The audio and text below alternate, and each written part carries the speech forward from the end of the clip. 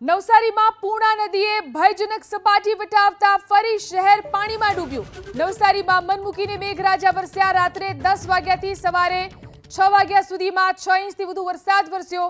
આ કારણે પૂર્ણા નદી ભયજનક સપાટીથી 1 ફૂટ ઉપર વહી રહી છે।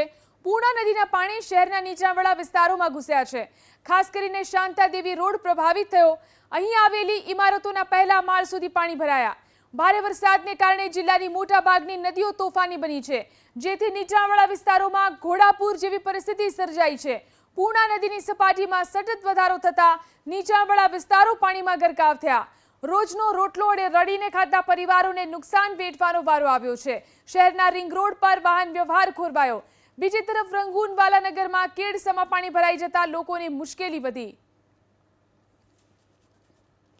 તો નવસારીની આ સ્થિતિ છે। નવસારીથી વલસાડ તરફના રસ્તા ઉપર પણ જળબંબાકારની સ્થિતિ છે। લોકોના ઘરોની અંદર પણ પાણી ઘૂસી ગયા છે। ઉપરવાસની અંદર જે રીતે પાણી વધી રહ્યું છે તેના કારણે નવસારીની આ સ્થિતિ છે। ડાંગ અને મહારાષ્ટ્રનું પાણી પહોંચતા નવસારીની અંદર જળપ્રહાર જોવા મળી રહ્યો છે। અનેક નીચાણવાળા વિસ્તારોની અંદર ઘૂંટણસમા પાણી છે। લોકોના ઘરની અંદર પાણી ઘૂસી ગયા છે। મંદિર અને સોસાયટીની અંદર પણ પાણી ભરાઈ ગયેલા જોવા મળી રહ્યા છે। લોકોને ઘરવખરીને મોટું નુકસાન થઈ રહ્યું છે। આ 3 અલગ અલગ દ્રશ્યો નવસારીના જોઈ શકાય છે।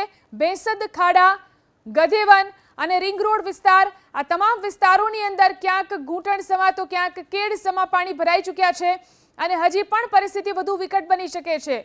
ઉપરવાસમાંથી વધુ પાણી જે રીતે આવી રહ્યું છે તેના કારણે નવસારીની આ સ્થિતિ થઈ છે। અલગ અલગ વિસ્તારોમાં જે રીતે વરસાદનું પાણી ભરાઈ ગયું છે। પૂર્ણા નદી અને અંબિકા નદી, આ બંને જે નદીઓ છે ત્યાં આગળ ભયજનક સપાટી જોવા મળી રહી છે અને બંને નદીઓનું પાણી નીચાણવાળા વિસ્તારોમાં ઘૂસી ગયું છે।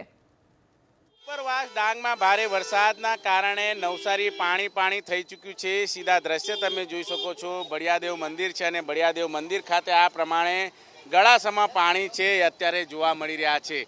જે પ્રમાણેની સ્થિતિ અત્યારે જોવા મળી રહી છે, નવસારીમાં ઠેર ઠેર જળબંબાકારની સ્થિતિ છે। ત્યારે ડાંગ અને નવસારીમાં જે પ્રમાણેની વરસાદ વરસ્યો હતો ત્યારે વરસાદને લઈને અત્યારે જોઈ શકાય છે બળિયાદેવ મંદિર છે, સંતોષી માતાજીનું મંદિર છે, આ મંદિરમાં અત્યારે આ પ્રમાણેની સ્થિતિનું નિર્માણ થવા પામ્યું છે।